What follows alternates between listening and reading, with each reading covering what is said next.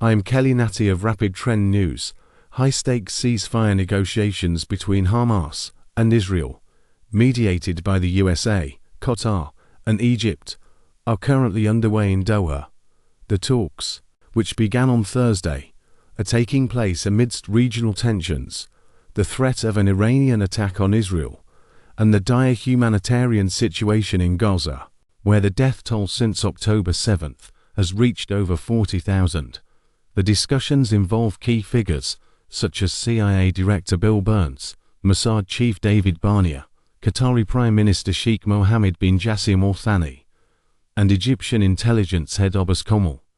The USA, Qatar, and Egypt are presenting a plan to implement a ceasefire deal that could end the war in Gaza and secure the release of Israeli hostages held by Hamas.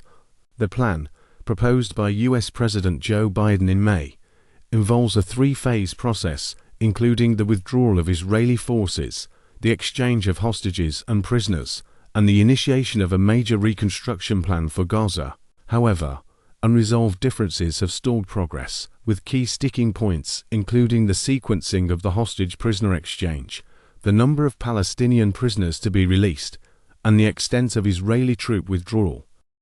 Hamas has engaged with mediators, but has not directly participated in the talks, insisting on the implementation of previous agreements rather than new negotiations. The group has also made it clear that there will be no deal without a complete Israeli withdrawal from Gaza. Meanwhile, Israeli Prime Minister Benjamin Netanyahu, who faces pressure from both far-right coalition members and families of hostages, leading to changes in Israel's stance that have complicated negotiations. The talks are considered crucial due to the looming threat of an Iranian attack on Israel, which could escalate the conflict. There are indications that Iran may hold off on retaliation if a ceasefire is reached, but the situation remains volatile. The urgency of the talks was underscored by a joint statement from the mediators calling for a return to negotiations and offering a final bridge proposal to overcome the remaining obstacles. Despite the challenges, there have been positive signals from the talks, and the Biden administration is actively involved in efforts to de-escalate the situation and prevent a wider regional war. However, time is running out, and the success of the negotiations is uncertain, with concerns that the mediators may not have sufficient influence to push both parties to compromise. The status of the talks between Hamas and Israel, mediated by the USA, Qatar, and Egypt, is that they are currently in a critical phase.